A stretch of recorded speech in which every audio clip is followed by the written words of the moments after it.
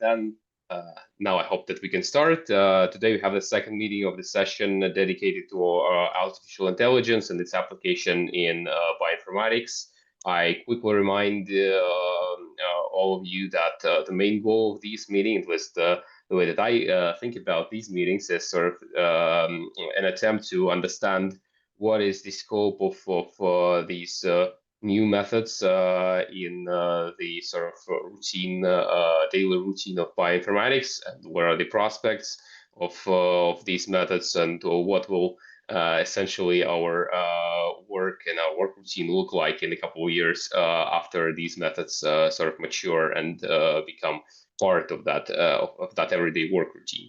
And today we have a discussion specifically dedicated to the application of modern deep learning and AI for the analysis of gene expression data. And today we'll have two speakers. The first will be Dr. Alex Predeus from the Wellcome Sanger Institute. And the second one will be Dr. Alexey Sergushichev from Washington University in St. Louis. And as usual, as we've done previously, if you have questions to the speakers, do not hesitate to ask them using the chat. I think the chat will be sort of the more convenient way to organize the discussion after the talk, but we'll have I think around 15 minutes for each of the talks after each of the talks for the discussion. Again, depending, of course, on the questions. And having said that, I think that we can jump right in. And then, Alex, the floor is yours. Please, your opinion on AI and gene expression analysis. Just a second. You need to allow me to share screen. Yeah, I see. Yeah, let's see. No. Okay. So it should work now. I think the access is already granted. All right. Let me make this smaller.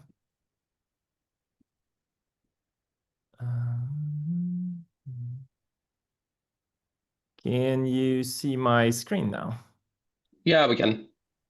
All right, good. Hi, yeah, I'll try to move at the pace a little bit, partly because my expertise in this is pretty coarse-grained. So while I can probably, I hope, provide some useful information about, what people are using and what's the reasoning behind it, I'm also in no way any expert on machine learning, anything like that. I only catch up as much as I need to, not to be left behind, But yeah, today I'll talk about large language models and deep learning in single-cell RNA-seq and basically what we use at the place of my work for the most part, and what's being developed and what's being the talk of the of the general research crowd right now. So I'll try to touch up on everything. Very quickly, I'm a chemist by training. I graduated from Michigan State in 2009, but I switched to bioinformatics almost 15 years ago now, maybe 12. Worked with Yuri in Bioinformatics Institute of St. Petersburg from 2015 till the end of 2017. We worked on human genetics, populational genetics, and started in 2020. I started a position at Sanger Institute and mostly deal with single-cell genomics now as a principal bioinformatician, pretty much. So I work with a lot of data. Sanger Institute is pretty much one of the biggest sequencing centers in the world. It's only a little bit over 30 years old, so we sequence a lot of things, and it's at least a couple of orders of magnitude more than I've seen at the regular university. So thousands of samples go basically through my hands every month. I've supported numerous human cell atlas projects, and this is, where the things that I'm going to be talking about mostly come from. So things we will discuss to keep it fun. I'll briefly remind you what kind of single-cell RNA-seq assays are there, what are they applied for, and also the relationship between single-cell and spatial technology, which is the next wave of methods that is basically cutting edge in the method space right now. what kind of machine learning application? I mentioned cell type classification and annotation, but there's many more things that I'll briefly touch on. And also the models, super models of super everything, foundational models, virtual cells, and so on and so on. So why do we care about single cell? Single cell RNA-seq in particular, but there are many other single cell methods that are not necessarily RNA. Generally speaking, we care because any type of observed changes of expression associated with, variations in genome, associated with disease or healthy states, associated with any type of perturbations, basically can be attributed to either changes of gene expression that happen within individual cell types or changes and proportions of cell populations. When you go to a doctor, they do blood count, right? So inflammation changes the proportion of cells in your blood. And this is what is being used as a diagnostic criteria of, in this case, usually acute inflammation. So basically, to average these things out is not informative. And, to be able to separate these two effects is extremely valuable and led to numerous biological insights. We also care about single cell because it works, and I'll touch up on methods. It's just, kind of like with sequencing. Sequencing is cheap now, so, if you have a hammer, everything looks like a nail. But one more important thing is when you separate cell types and the gene expression of each individual cell type, you can perform integration of this data in much more logical manner. Basically, you assume that all macrophages of peripheral blood, for example, monocytes or whatever, should look approximately the same. And then you can take data done with different modalities, different laboratories, different protocols, and you can integrate them, batch correct them to evaluate them together. And that's extremely valuable because if you observe something once, as you know, in biology, it could be just a fluke. It could be, an interesting thing that happened to this one donor. It could be anything, just something that random is not reproducible. But if you see the same effect that drew your attention in multiple data sets, then you can claim that this effect is real, and that's normally what that's about the strongest criteria of evidence of almost any type of observation when you see the same effect in independent cohorts done with independent methods. That's why being able to consider the data sets together to integrate them is extremely valuable and basically was key to single cell popularity. Single cell technologies evolved. They first appeared maybe a couple of years after the first RNA-seq publication, but they didn't pick up until 2015 when the first droplet-based methods were introduced. Very quickly was commercialized, and you can see 10x Genomics, which I think started off in 2017, became a very dominant player, now absolutely dominates the single cell landscape. The reason for it mostly that it works. 10x Genomics applied to most samples produces some sort of result pretty reliably, and people like it. People are willing to pay a substantial amount of money for it. So it kept growing, and it kept being more and more popular in the single cell method. There's more computational barcoding and other methods that allow you to profile more cells. They're particularly useful for different applications, such as CRISPR screens, when you need maybe not as much depth, but more cells to be profiled, just in terms of just get a broader look at the population of cells. But in general, they still remain in their niches when 10x really dominates things. The next is based on droplets, meaning that on such so-called Poisson loading, we have lots of beads which have barcodes and fewer cells. So just because of Poisson distribution, which is appropriate distribution for rare independent events, you get most of the droplets end up empty. Some end up with one cell in them, and Some proportion ends up with 2 or more cells, but just because of these rare events, the chances of getting more than 1 cell are pretty low.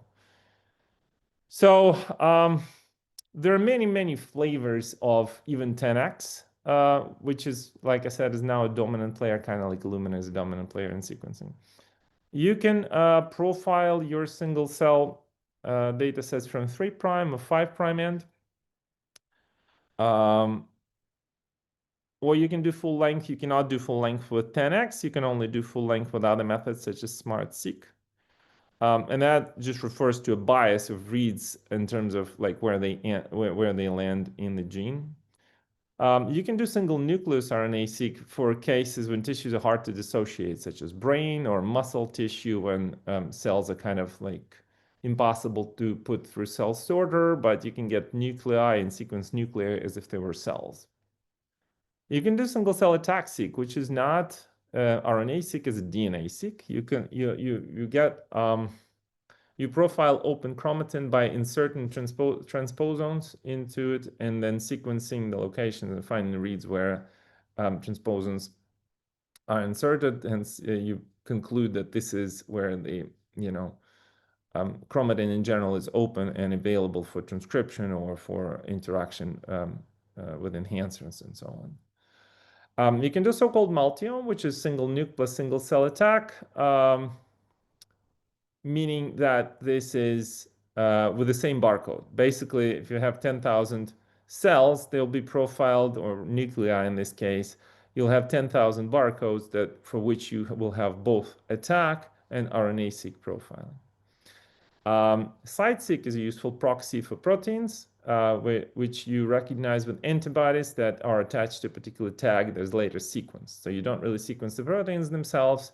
You just bind the appropriate antibody to the protein and then you sequence the tag. But that way you get the protein modality, which can be very valuable for especially immunological markers that aren't strongly expressed on RNA level. VDJ-seq is usually paired with 5' single cell RNA-seq and allows you to look at immune repertoire of B and T cell receptors. Extremely valuable for various immunological projects, such as, tracking vaccine response, and in general, like any type of immune response, was used a lot in COVID studies, which happened a lot during and after the COVID pandemic and so on. There is literally, maybe not hundreds, but tens more types of single cell assays. They're paired with CRISPR, they're paired with ChIP-seq, which is a lot harder to do, but still doable. They're paired with a bunch of different things. And people keep trying to develop new multimodal assays. Somewhat orthogonally to single cell assays, there exist methods named spatial transcriptomics. Why do we care about spatial, and what is spatial? Well, basically, cells do not exist in a vacuum, right? They interact with each other. And the way they are situated in an organ or in a tumor or in any type of usually solid tissue is important, sometimes equally important to the lineage of the cell that we're considering. And I'll touch up on that in the next slide. But this whole thing started, I think, with prototypical Visium application, which was very rapidly acquired by 10x Genomics as well, who at the time were already a major player in single cell. And they basically, what they've done is they've attached a bunch of DNA probes to a glass slide. And they realized that if you do, library prep correctly, that you can get the RNA that's leaking out of the slide, of the freshly cut tissue. You can get it on the slide without much diffusion, and that each individual spot will actually hybridize with the RNA, and you will be able to reproduce the spatial outline of the tissue that you just profiled, but on transcriptional level. So that what I just described is known as sequencing-based spatial technology. There are also quite a lot of imaging-based spatial technologies, and the one that is most popular at our institute right now is named as Xenium. and it's the one based on rolling circle amplification in situ sequencing. Basically, you usually use some sort of a primer or probes that are then amplified and imaged with really, really high resolution. It actually is, while Visium itself is cruder in terms of resolution, spatial resolution based on imaging can be that can achieve subcellular resolution. So you can tell which genes are expressed, which RNA is present in the nucleus, which RNA is present in cytosol, which RNA is localized to mitochondria, and maybe to cell membrane, and maybe like to Golgi complex, whatever. Like any type of cellular localization is usually achievable. These subcellular groups of transcripts, together with histology slides using various machine learning techniques, can then be in the process named segmentation, organized into cells. And in the biggest slides, that you can profile up to several 100,000 cells, up to 500,000 cells in one Xenium sample. Now, even the most expensive Xenium now only covers 5,000 genes, so it's not full transcriptome. It mentions probes one way or the other, whether you do it like rolling circle and sequence or probe hybridization for fixed tissue. But 5,000 is a lot, and this type of resolution and this type of number of cells is extremely valuable. So these methods are becoming more and more popular. Why do we care about spatial, though? The reason we care about spatial is because transcriptional variants explained by the lineage of the cell. So on the left, you can see a classical macrophage differentiation from hematopoietic cells, stem cell to common myeloid progenitor, and so on into a macrophage, right? So that's a lineage, and this obviously, if something's a macrophage, it will express classical macrophage markers, and it will have a lot of, basically phenotypes associated with macrophage.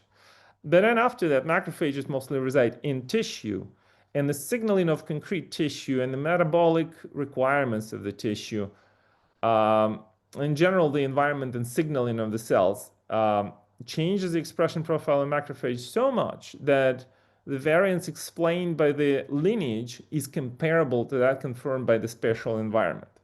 So basically, where the cell is located is extremely important. Just as important as what kind of cell would it be, from point of view of the lineage. And then what it does, it defines niches. So these pretty pictures are that of Xenium that I mentioned before from the 10x website. And it's one of the examples when big tumor, ductal carcinoma, basically breast cancer, is being profiled. And, these tumors are very heterogeneous, and some of them are very aggressive, some of them are not. And in this particular case, I think they managed to pin it down. For breast cancer, a lot of the drivers are well known, like triple positive, triple negative, all those terms, very important for clinical outcomes and for therapy. And what they found is basically a very tiny speckle in the tumor, which is triple positive. It basically has all the receptors that in the end up accounting for why this particular tumor was so aggressive.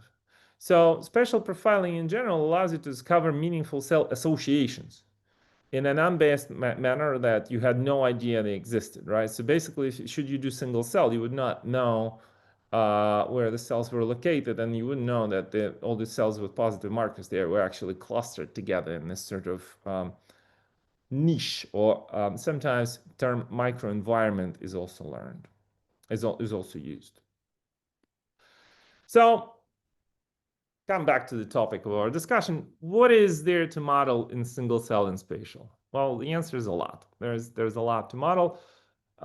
Basically, all people do is model one way or the other almost everything, because almost nothing is processed as face value.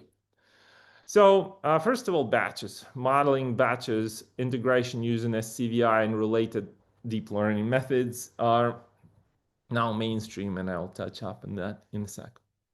Cell types, automatic annotation from expression, very widespread and is very useful, even though for sort of state-of-the-art atlases, expert curation is still used. At the same time, as a zero iteration, a first iteration of annotation, automatic annotation is absolutely used all the time.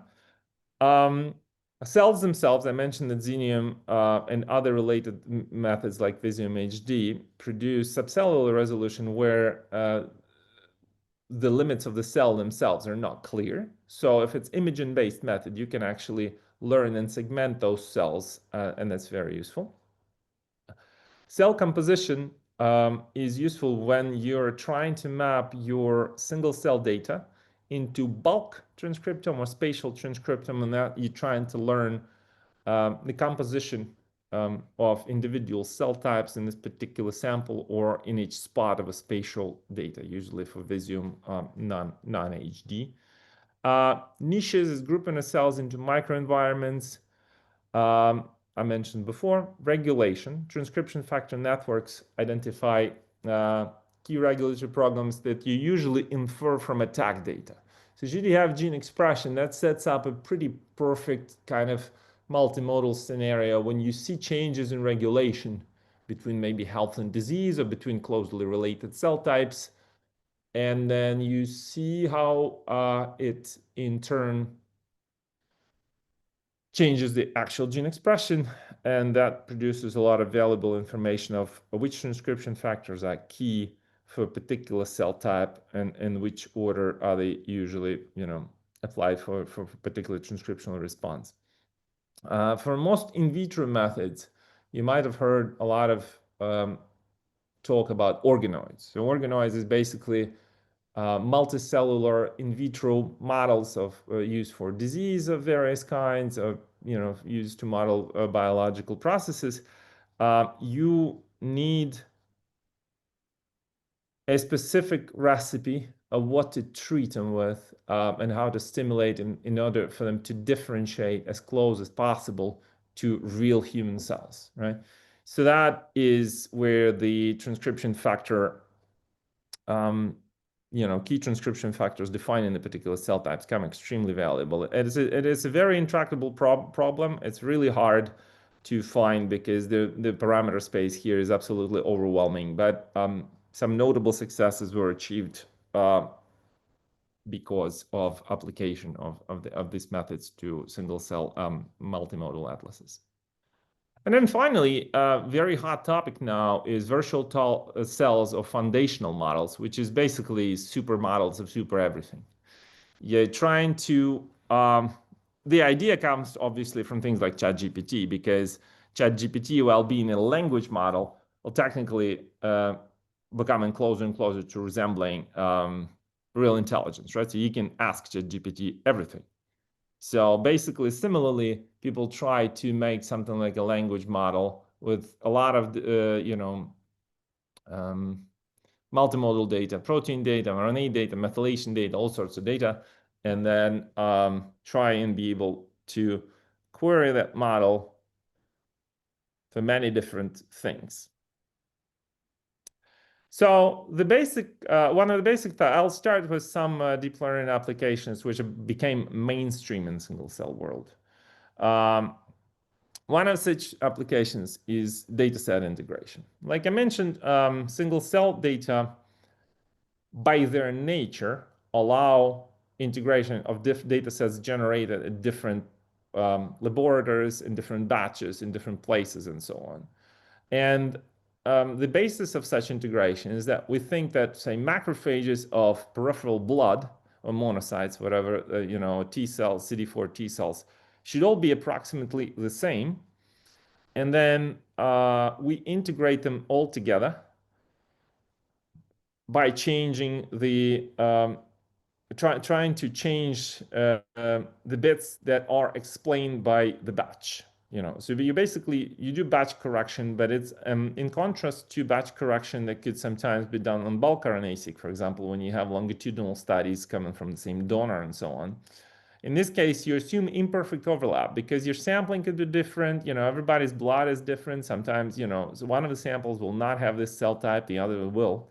So a lot of the methods assume imperfect overlap, and also a lot of the methods we want them to be able to correct batches in non-linear manner because there's just too many variables and linearity here cannot really be assumed. So what turned out to be a very natural fit here is an autoencoder, which is a type of deep learning model which first learns a reduced representation of a fairly complex multivariable data set and then tries to recreate the original data set from data with minimal distortion.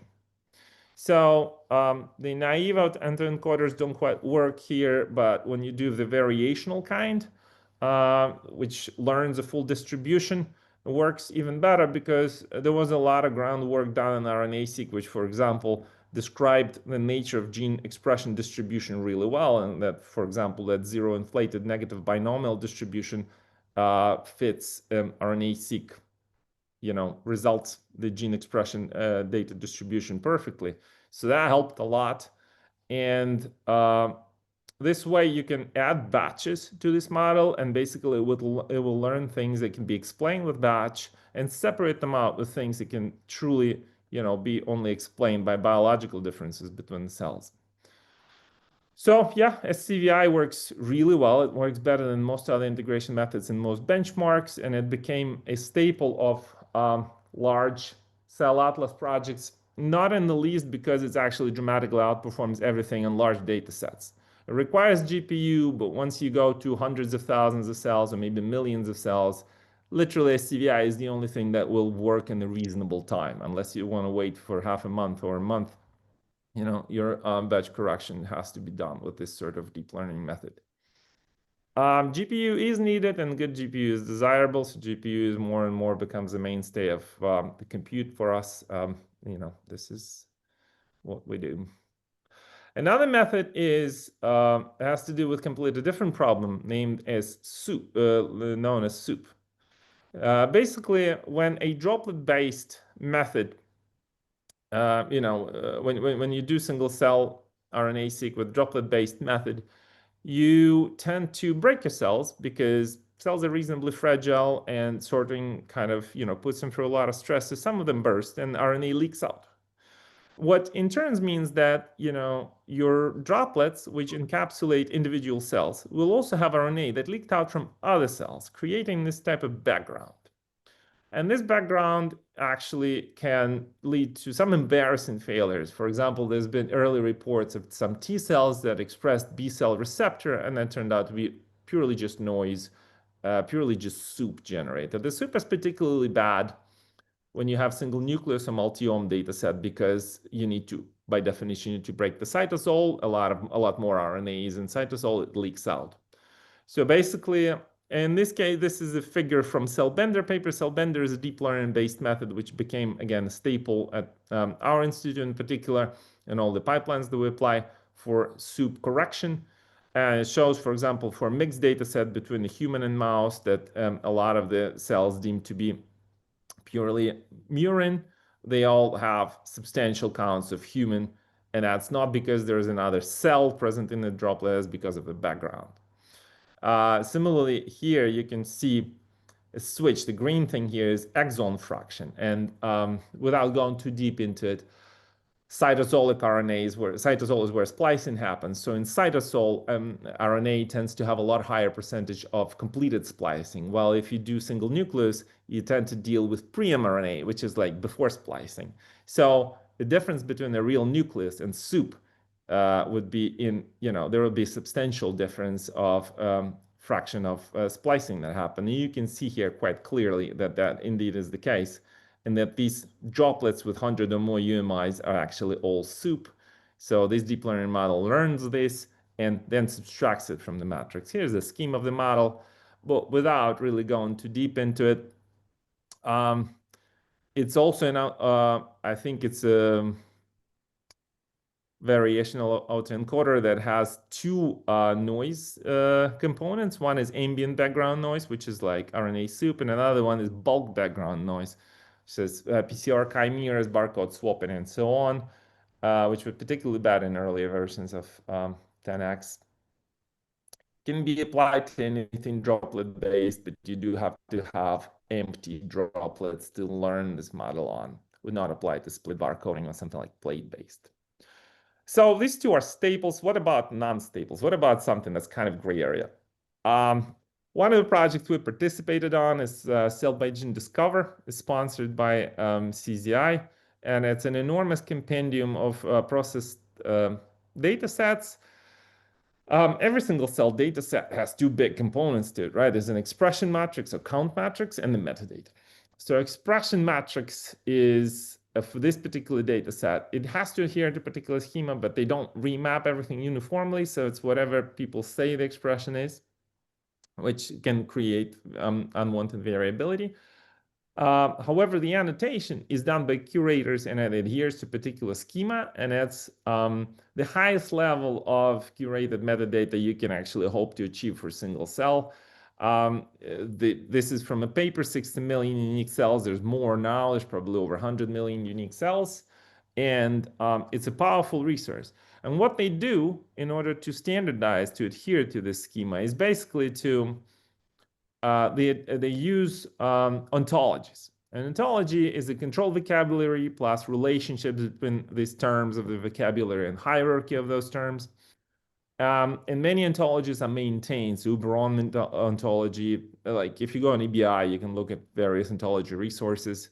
And one of our colleagues that works in the office next door is basically the person who's the father of like gene ontology. So quite a lot of the work that's being done now has realized that these large language models work a lot better with ontology terms because it's a controlled vocabulary, right? So basically, cell type annotation in general, very briefly, can be done based on markers, which is very interpretable, old school way from time of sorting, from time of staining. People basically define cell type with a particular set of markers that they can just profile and just say, yes, this is a CD4 T cell, and you can put an antibody to CD4 and you'll see that's indeed a CD4 T cell, and so on. Simple machine learning or deep learning, you can, or mixed methods, right? So marker-based methods are simplest, but they are the most interpretable. And the expert-based curation in the end is basically like boils down to what's been known. And it's hard to basically do that and redefine it. And large language models can mine literature for you and perform very well in this complex annotation tasks. And people keep working on it. There is now LLM-defined cell type definitions in Cell by Gene Discover. And there's lots of collaborations with CZI that basically apply this to cell type annotation.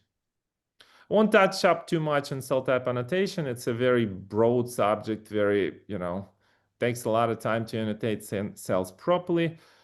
But let's, zoom out a little bit. I'm conscious of the time. I'll wrap up in a couple of minutes. But basically,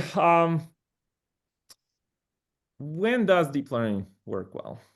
Well, so basically, obviously, when there's lots of good data to train on, but that tends to be less of a problem for biological data. Well, depending on what you consider good data, but there's a lot of data usually. However, it also is only consistently works well when there's a reliably established ground truth, and it's very important. Mostly because it's really easy to trick yourself when you make a model. Model can look nice, but everything in biology is somehow not independent, right? So a lot of these things that will look like they're performing amazingly, in reality, basically just learning some sort of hidden pattern that you didn't know you had, and that basically your testing data set, your training data set is leaking into your into your testing data set. And when you take something done completely differently, without considerations that you had, or from a different background or whatever, your model will just not work because one way or the other overfitted your model. The good examples, though, the success stories tend to always have that in common. When you have real, quite reliable ground truth. So deep variant for variant calling works exceptionally well. And, Genome in a Bottle Consortia, or just reference genome sequence, helps you with that, right? So you know really well what is, a real variant and what is not a real variant. Nanopore-based calling, similarly, it has some sort of base call modifications, but you can learn all of those from completely independent things, and you can establish ground truth quite reliably. And after that, you will be able to train the model until you perform well in various kind of scenarios. AlphaFold relied heavily on PDB for training, but on Chasm for testing. This is when people realize, okay, genuinely, they work really well on structures they've never seen before, which can be guaranteed, and so on. So,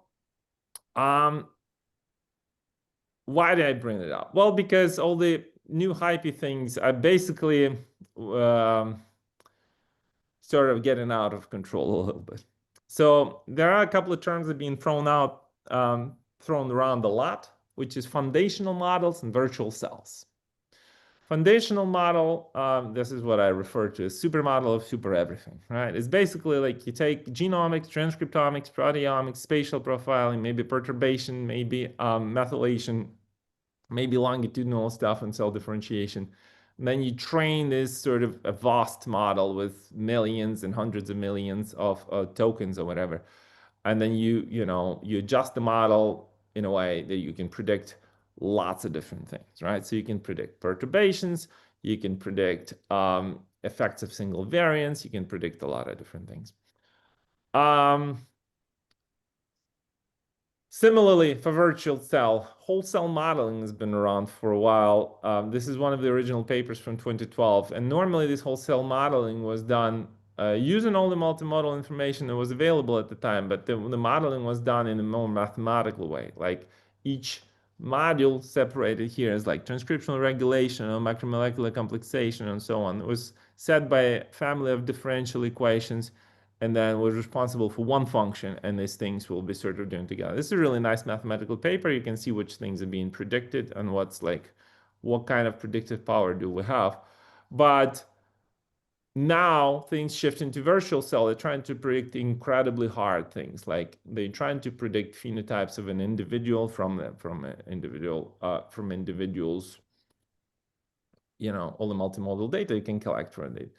And for a lot of things done as, sort of sobering backgrounds, there's a lot of papers that, as it goes, not very well cited, but yet, they're not missed. The deep learning-based gene perturbation effects prediction and many other phenotypes that you're trying to predict do not outperform simple linear baselines, and in general, maybe don't really know much. To speak for these models is the fact that the amount of data is so large that for many of those data sets, they're never considered together. So the fact that people are even trying this is certainly positive. But also, I guess what I'm saying is, there's a lot of criticism, and you have to be, obviously, be attentive. Things like this are really hard to validate. There is no benchmarks. So be cautious, but in general, modern problems require modern solutions. Thank you for your attention. Okay, thank you very much for a nice talk. I think that due to time limitations, we'll have to shorten the discussion a little bit. So I apologize for everyone who wanted to ask the question, but unfortunately we'll have to move on pretty quickly. Maybe we'll use the remaining minutes to insert a very brief question regarding the sort of modern trends in terms of using AI agents for all sorts of tasks, when you don't simply just feed something to the model and ask a question, but rather when you use sort of a mix of model and algorithms to perform multi-step process. Again, in programming, it's actually becoming quite a big thing. Do you consider personally that in such a complicated field as an analysis of single cell data, when you have a lot of things to consider, and the data themselves are quite complex, do you see a prospect for sort of this agent-based analysis becoming a thing, meaning that you will one day simply feed the whole data set to the agent and just like ask in plain English, what do you want to know about this data set, and it will spit out the result? Or do you think that still the like hands-on oversight and doing something yourself as a bioinformatician will still be important for like the upcoming couple of years or more? I mean, yeah, I don't see how it will replace a person fully. Mostly because the questions that people are asking are very different. So, but on the other hand, the amount of data is really out of control. So this type of methods, when you have to just sort of literally ask a model to do something for you, that will happen. And as it goes in single cell, there's actually plenty of examples of pretty bad practices that kind of work. And if it's convenient and if it's, it will most of the time will kind of work, it will be like absolutely used by everybody. So a classic example is UMAP, right? The UMAPs has been criticized right and left, and UMAP indeed is very much dependent on how you initialize it, and it's not reproducible in any way. Distances don't show anything, it's basically just a blob picture, yet everybody's using it because it's within the limits of how it's used.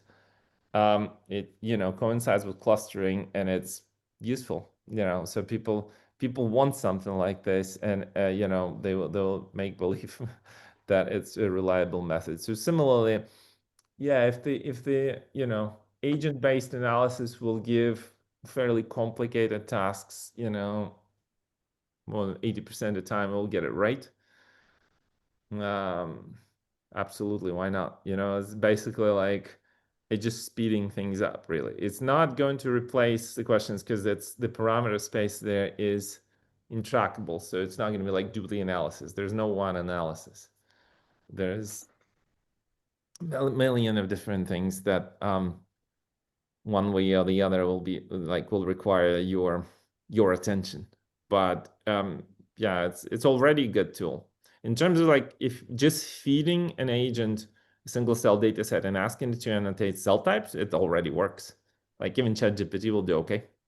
So surprisingly, to be honest, like to me, it was surprising. It reads all the formats, it does the math for you, and you'll make some graphs and be like, yeah, it won't be terrible.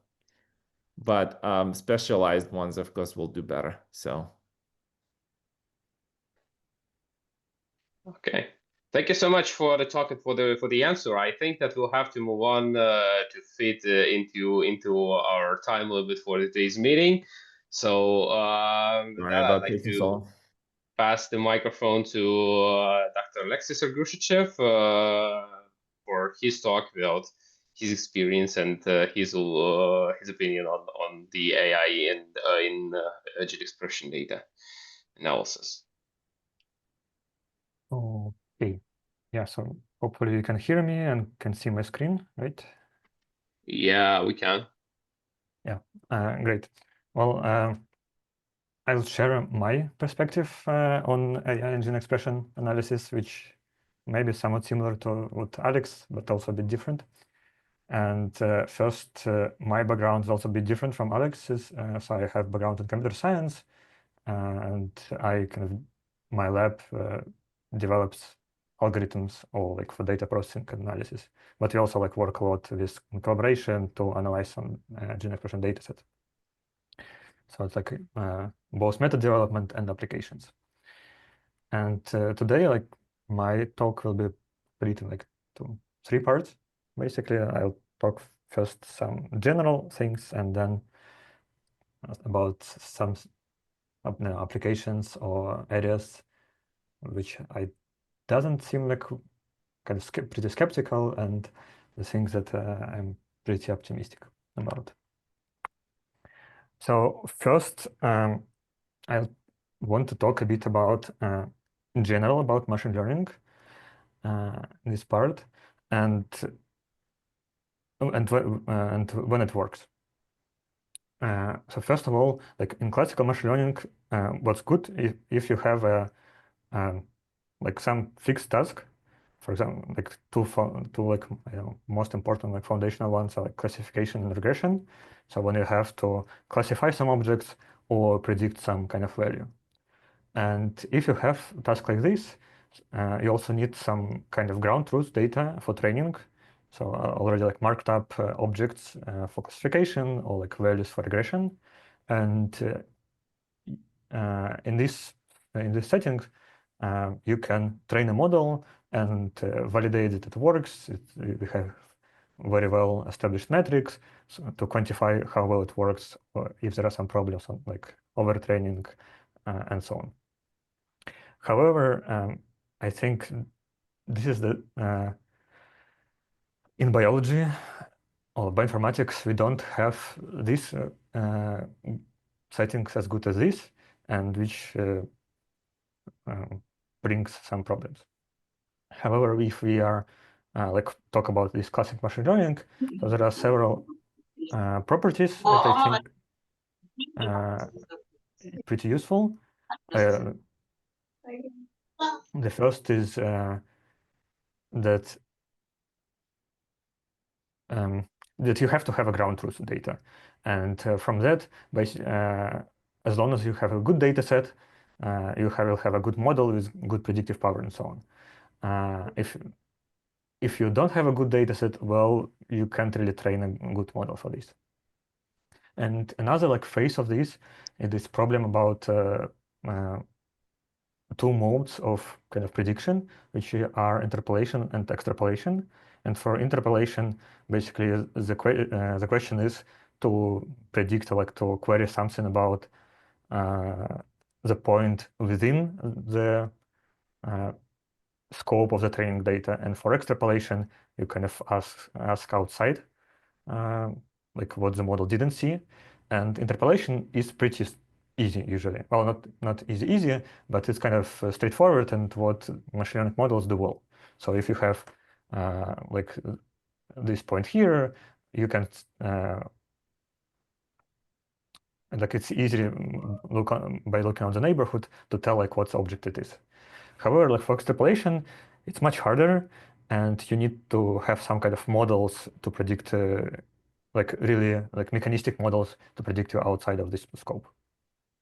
And from this, when you work with any machine learning model, or like you read some paper about application of machine learning to biology, and you want to apply to your own data, so the questions that you want to ask is, in particular, is this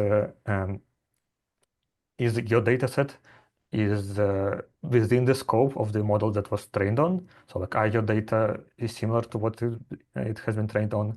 In particular, for example, if you have like a gene expression, you have this like batch effect, and if the model was trained on some particular, I don't know, TCGA data, like big TCGA data set, and you want to apply it to your own data set, well, that can be some huge differences, and which model might not know by itself, and you have to do some pre-processing to make it kind of in the scope. And another thing that I want to mention here is that like when I think about machine learning models when I read about them, or like if you apply something, is that because of this interpolation phenomenon, actually one good model for like good baseline model for like virtually any application in this like classical machine learning is this so-called k-nearest neighbors model, where you try to predict the result based on the nearest neighbors of your query point. And you can see that, yeah, it like works well, both on like classification. So you kind of expect that blue points cluster together, and for this blue point, the closest points are also blue. And you can say that if you want to ask like what is the color of this point, you can say that it's blue, probably because of the neighbors. It works for regression tasks if it's inside the scope.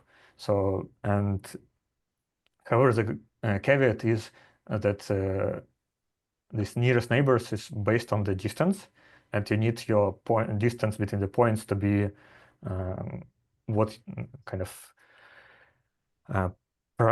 representing the reality that you want your model to ask for. And when thinking about the models, it's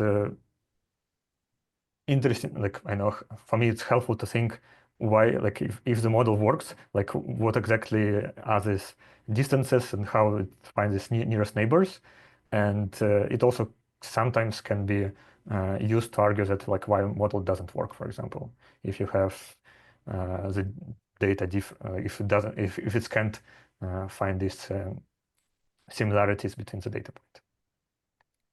Yeah, but this is like a classical machine learning framework where you have fixed task and ground truth and your well-established metrics.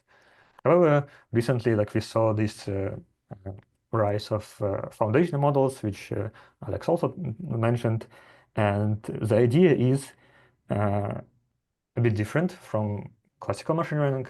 Is that instead of having some specific models, we want to train this big model, and to train this big model, we also have lots of data, and the idea is that because this model is so big, it will be able to capture a lot of dependencies in the data. The problem there is that like, to train the big model, you have to again define some ground truth, and in the case of like large language models, it can be formulated as like a next token prediction of like next word basically, or there's some variants that are applied to gene expression data as well. But it's like some simple task and you can do it. And the hope is, and actually that was shown, right, when you do it with a lot of parameters and a lot of data, suddenly you get some kind of magical results. Like, I know it feels magical when you like talk with ChatGPT bot. It's like, I know I wouldn't expect it like 10 years ago that this would be possible. It's like from sci-fi.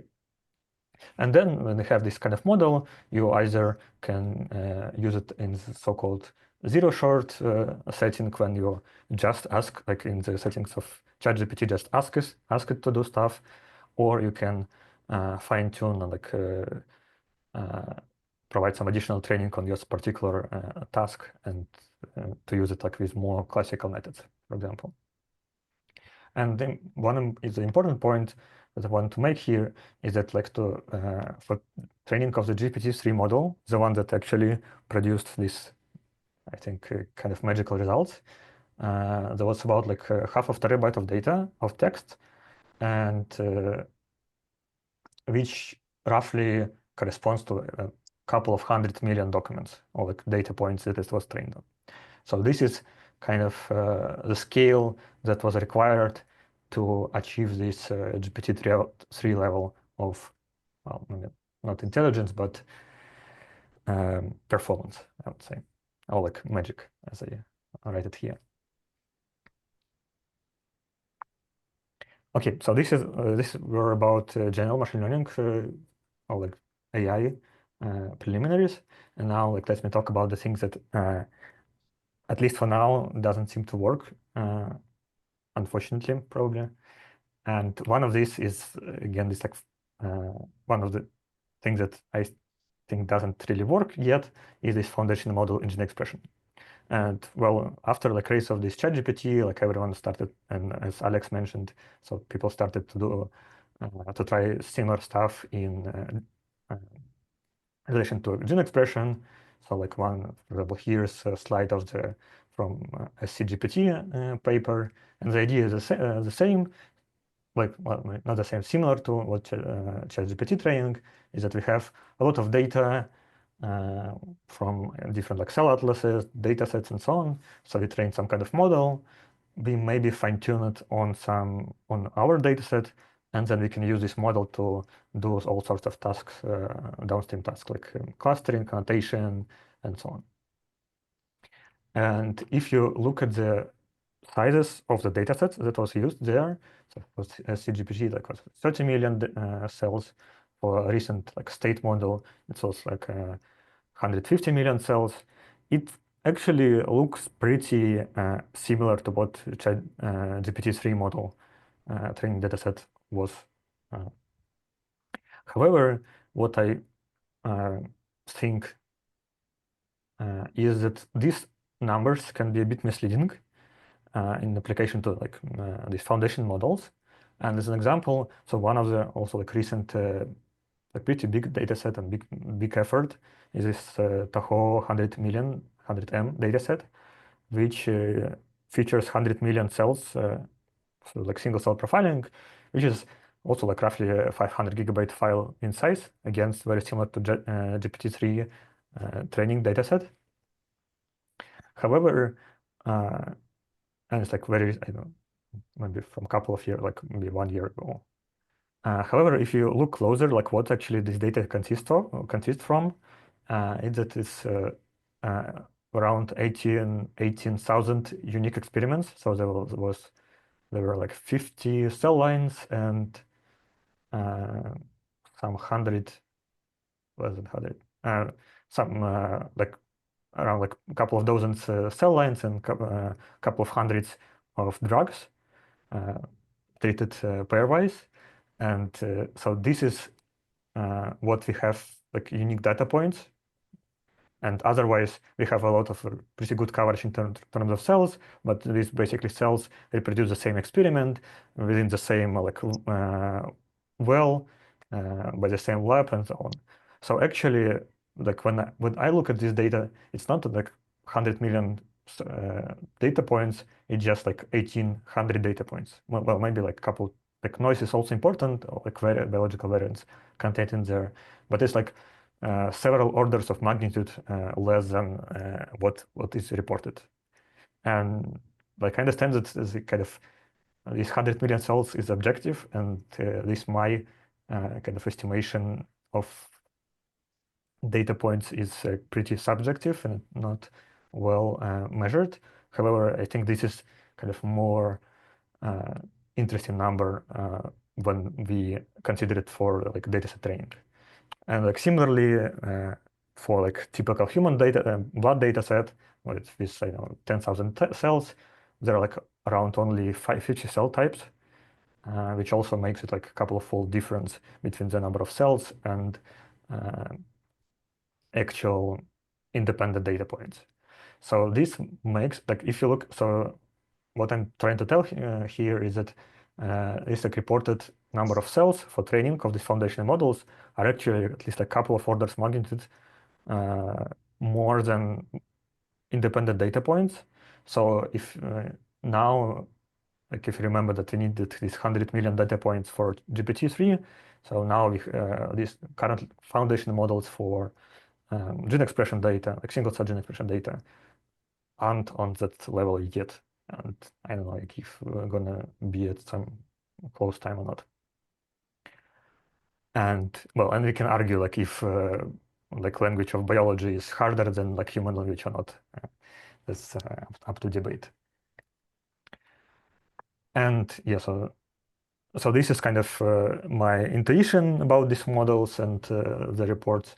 There is also some criticism. This slide Alex was showing also that some actually like pretty straightforward linear models outperform actual all of these deep learning called like foundational models. There is some critics that they don't work well in like zero-shot scenario when we don't fine-tune it on our dataset, as opposed to ChatGPT, which like works well in zero-shot. You can actually ask it a lot of stuff about, right? There are a lot of questions about metrics that we actually want to like use for training as these perturbation models, for example.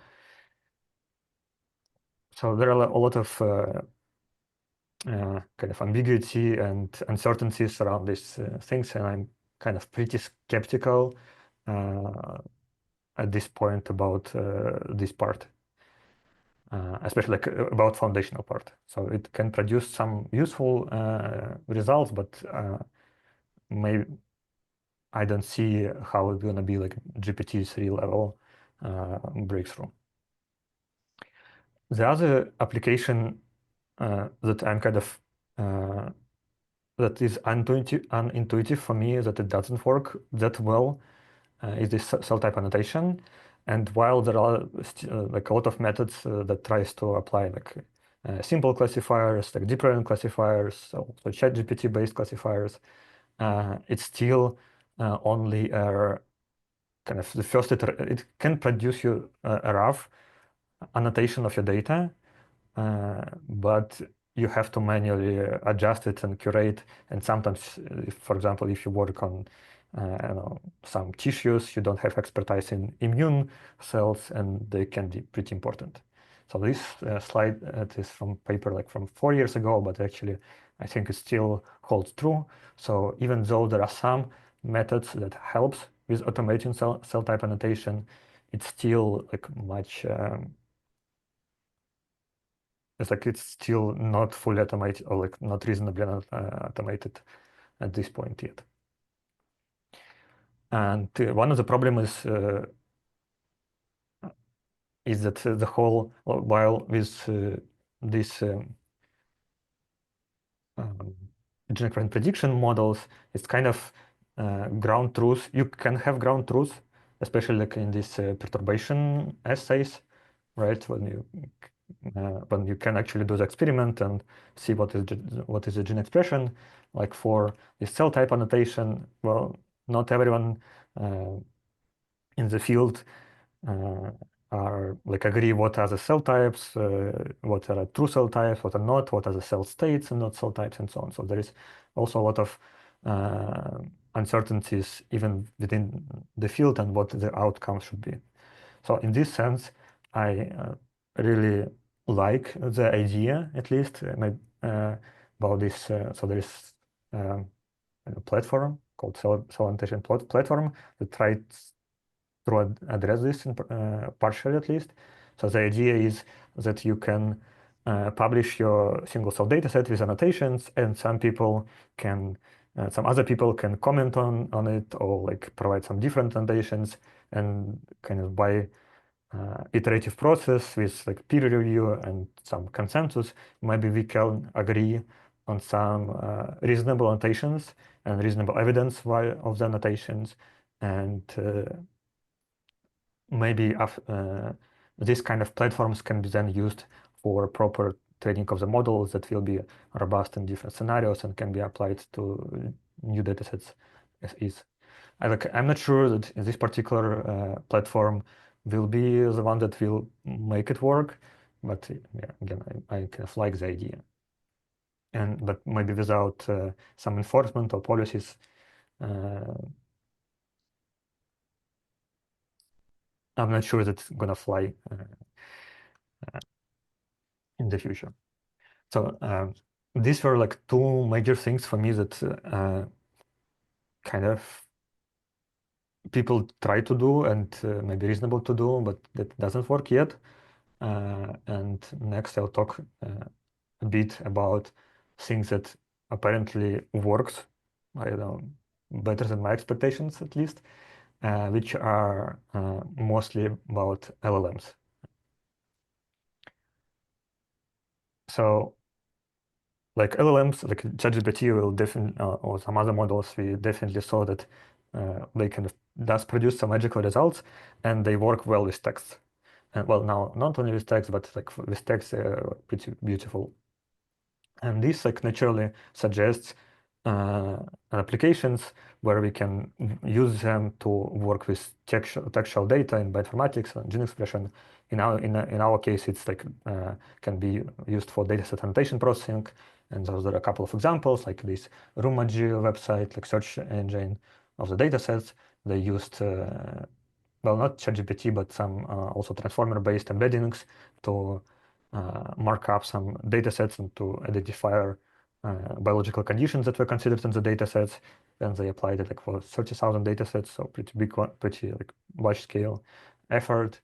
Recently, there was a preprint from Elucidator, a startup company that actually used this ChatGPT-based agent like agentic system to curate metadata and well, by the figures, it like worked.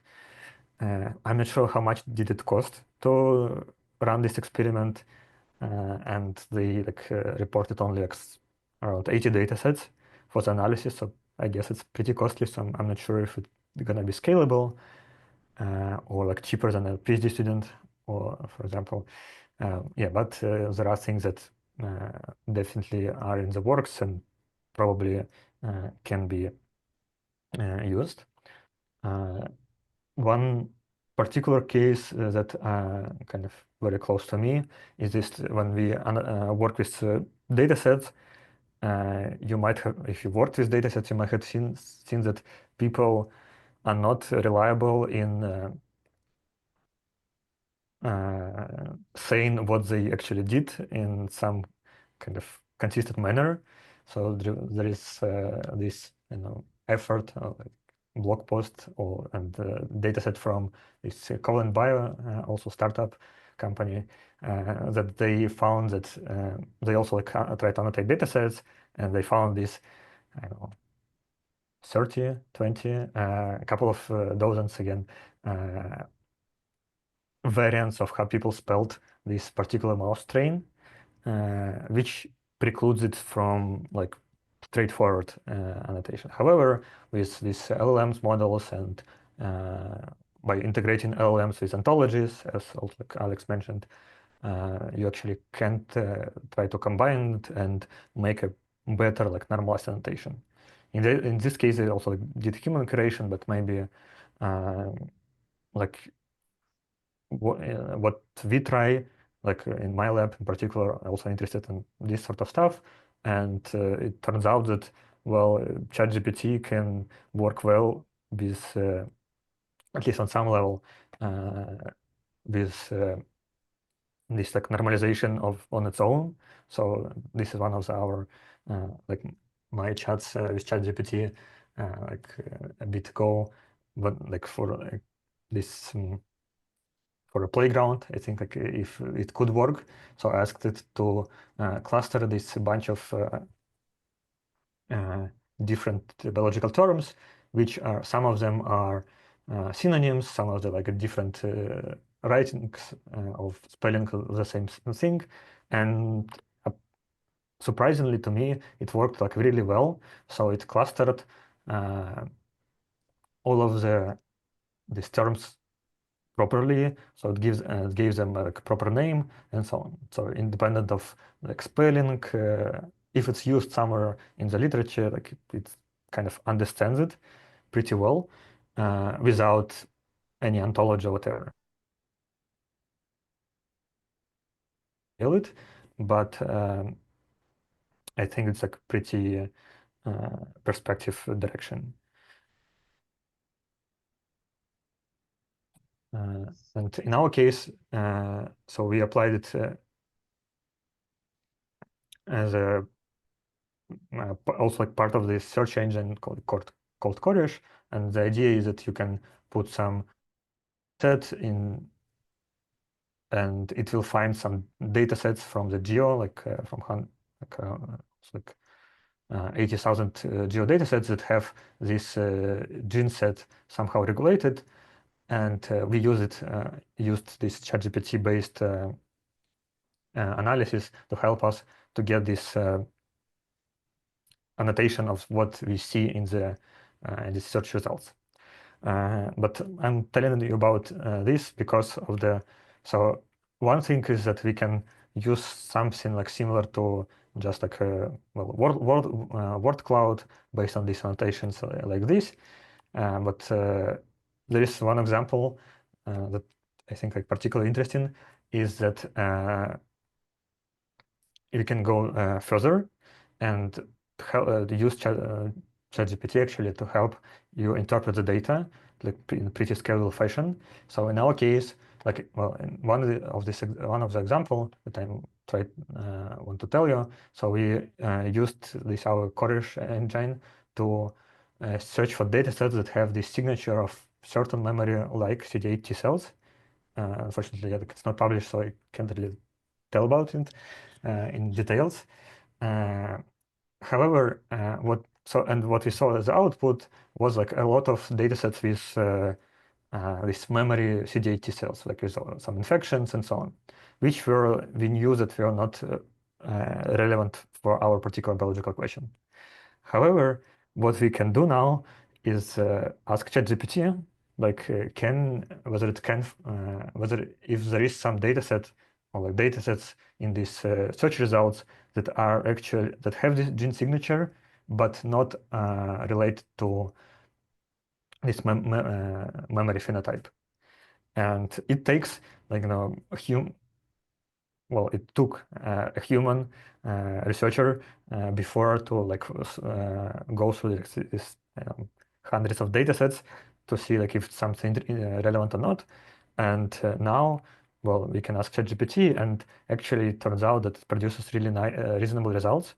So it can filter out what is we're not interested in, and some of it like return like 5 data sets, which are all almost all, I think like 4 of them are actually a good answer to this question, and one of them is the one that indeed was very relevant to our work, and we like validate experimentally that it's indeed gives us similar kind of phenotype that we had here. So this is, I think, is a real power that is still kind of work in progress, but it can like this ChatGPT or LLM models can do a lot for us. Finally, yeah, I think like what you asked Alex before, and so now we can have this prompt-based bioinformatics when you can enter prompt and you can analyze the data. I think that one of the comments on this paper was that, well, before there was some problems with Excel correcting gene names to date, like Oct10 gene were converted to October 10, and people had to deal with it one process. So now we, like future gen, like you, after a while we'll have to deal with date with like analysis and results that were obtained with the help of this prompt-based bioinformatics, which were not that of good quality, but still, yeah, like it can help. So there is some criticism, but also it can help, especially if you do know what you do. It can produce you some like simple scripts, like ggplot parameters, how to like do a nice plot, and so on. So in some settings, so wouldn't recommend to use it if you don't know what you do, but it can save a bit of time. Still, I think in my experience as a bioinformatician, so actually or like what people say about these similar scenarios, prompt-based programming, software engineering, well, you don't like time spent on typing or like actually coding is like very small compared to like what other things that you do. So it's maybe not as helpful, but maybe helpful to learn actually what you need to do yourself. Okay, so with this, I want to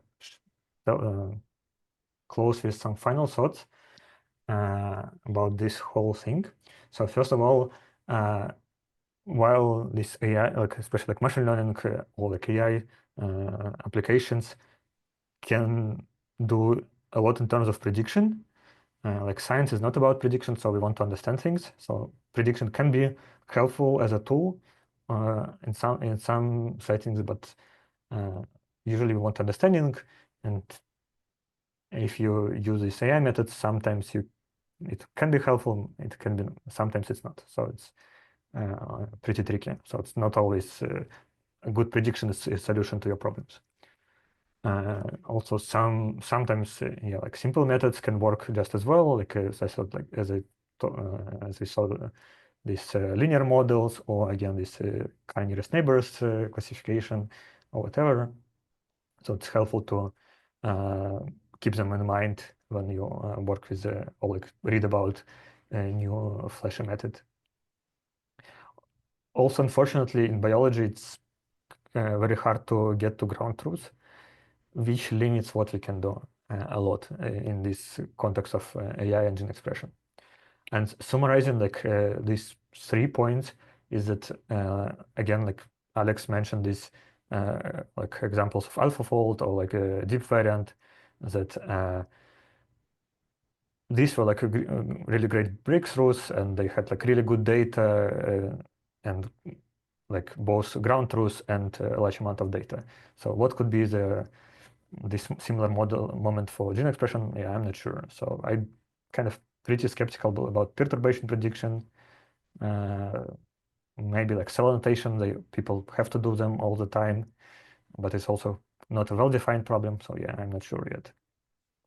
Yeah, and finally, well, LLM models appear to at least like very promising for if you have some kind of textual representation in like informal or formal language, and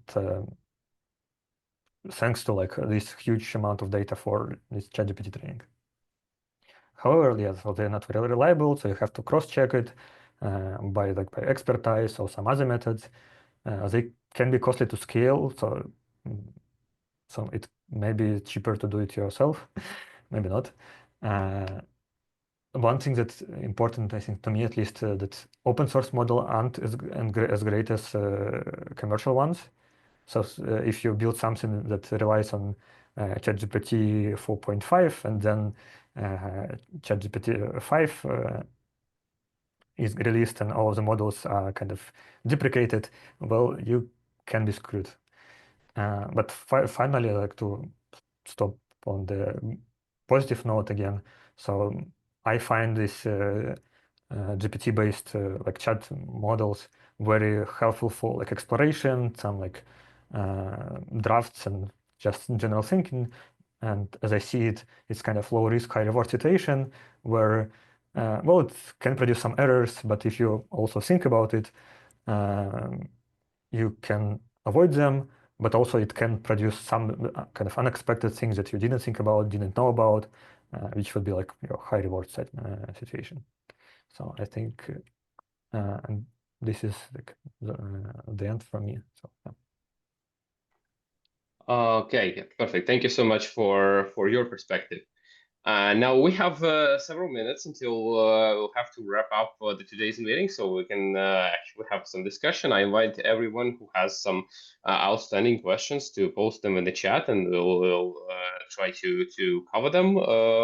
But I maybe can start the discussion with a brief question from me. So you've mentioned that a lot of the successful applications of LLMs actually all boil down to any task which requires text processing more than complex data processing.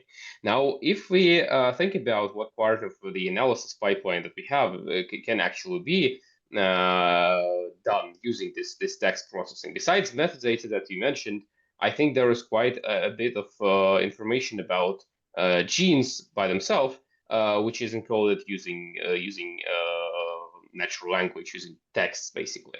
And one of the tasks which commonly arises in gene expression analysis is when you have a list of genes and you want to understand what kind of genes they are and what kind of shared identity, shared function they have. And of course, there are these traditional methods of gene set enrichment analysis, which are done using like comparison of your gene sets with some reference gene sets that are curated from gene ontology or other databases. But I wonder if you think that sort of there might be a something in trying to just taking the descriptions of the genes and everything that is known basically about these genes in a textual form, and trying to actually ask models such as GPT to provide some interpretation for these lists of genes, given the fact that, again, we have hundreds of genes and no human can actually read all of these descriptions and understand if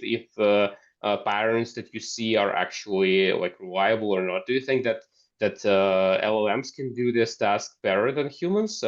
Because I think I have seen a paper like that, which actually discussed LLM application to gene set analysis. So maybe if you have some thoughts on whether it may be a good idea.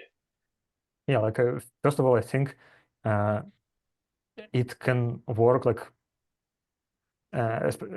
reasonably well in the settings if you have, I know, 100 of differently expressed genes and you want to follow up on something, and you can feed these genes into the GPT model, like model, and ask like if there are some interesting candidates, some interested genes, and you can provide some additional context, and it can give some reasonable results. So you have to read up on like follow up with some actual sources, like if it's like reliable, not reliable, but it can give you some like good starting point, which can be again like outside of what you already know. So like usually in my experience, like with differential expression, like this, like especially bulk RNA-seq, yeah, like you have some genes going up, for example, or down, and then, well, but if as like a biologist, like domain expert, can go through this 100 genes and to see if there is something that catches like his or her eye that is can be like relevant and can be followed up on, and that like works. But also you can maybe like miss something, have some different like gene name which you like renamed and you missed it, and in these settings the ChatGPT can like work, I think, work well. I think like some people try to use them to actually generate gene sets, which I kind of don't like that much. So my opinion on like gene sets, like a gene ontologies and gene pathways for gene expression, is that they are not that good for like the gene ontologies aren't that good for gene expression data interpretation, because these gene ontologies are about like functional interaction, which are not necessarily or like restricted to gene expression changes. So they can be protein modifications, signaling, like translational modifications, or whatnot. So in that sense, I think like more like machine learning or like this signature-based approaches would work best, and this where you don't need, well, where these LLMs won't help. Well, it can help. For example, you can ask probably like have this agentic AI, right, to ask this model to generate differential expression for all of the 100,000 datasets in gene expression. It will probably take like a lot of money to get it, but but if, for example, if you limit, if you select some 100 kind of interesting data sets, and well, maybe it can give you something at like reasonable cost, better than like what would be required like from a human, like a lot of time that has to do it. Okay, thank you. Yeah, maybe I will follow up with another short one. So we are talking about the interpretation of gene sets. Yeah, that was my previous question, and I think that like a lot of what we are discussing today is basically different aspects of data interpretation, results interpretation. And do you think that at some point in time, maybe near point in time, you can expect sort of the models, the AI becoming better in like spotting some interesting patterns in data, better than actually it is done by human researchers? So is there a prospect of sort of actually expecting AI to find the pattern with greater efficiency than a human can do that? And by pattern, I mean some sort of, again, the shared functions of genes that change their expression or something like that. Yeah, when you actually have a biological interpretation from your data. Yeah, like I think like this kind of related to my skepticism about this like perturbation prediction, is that it's all like this virtual cell like or like model that there are kind of two extreme solutions. One of them is actual modeling, which will requires like a lot of effort, and I think won't be able at least like in current terms, the model won't be able to learn. So like actually you need to have actual like differential equations, some like and some physical model to make it work. And other extreme end is this k-nearest neighbors approach. And basically, you try to find the closest things from what you already saw, and you will like produce it, and it will give you some reasonably good estimation in like a lot of cases. And the problem, so for this modeling approach, well, you have to first human have to think about it, and with the skin and approach, well, model can produce some interesting maybe results, like, but it will what was already like seen in the data. So it's hard to spot the middle ground where it can produce some kind of interesting new results, which were probably already seen, but not like not seen like as things that interact together. So I think it's a pretty long way for these AI models to achieve this. Well, unless you will reach this general intelligence. Yeah. Okay, I see your point. Thank you. Now there are a couple of questions from the chat. So let me begin with the first one. The question is about the interpreting the basically the PCA results. So when you're doing gene expression analysis, you typically do principal component analysis or other kinds of analysis like that, dimensionality reduction methods, which produce these components or axes, and in the message in the chat, there is a mention of a paper which actually, or a study which tries to take the genes that form these principal components, for example, and trying to use LLMs to understand what these components actually mean. And the question is, do you think that this approach is actually helpful in cell annotation when it comes to single cell data? Yeah, like I think well, all of these like automation methods that were developed, either like LLM based or not LLM based, as like Alex mentioned, it like they are useful, especially if you so usually like what I see like for like single cell data processing is that there is some kind of bioinformatician that work with the data, and then there is a domain expert biologist that kind of interested in what to learn something from this data. And you can, like as a bioinformatician, you can come up with some reasonable annotation, well, maybe not, well, let's say like a reasonable annotation on your own, like using this LLMs model or whatever model. But in the end, you still have to talk with domain experts, and they have to look to the data, and if there is some evidence maybe, that support this annotation. So it's all of these methods are, at this point, are helpful at the starting point, but they are not able to do it without experts at this point. And if I hope that at some point we'll move to this point, right, where like annotation produced by this automated method will be not only reasonable point, but actually good enough for like a lot of tasks. But yeah, we're not there yet. Okay, and then there was another question, which is quite general, but I think it's a good point for us to wrap up today's discussion.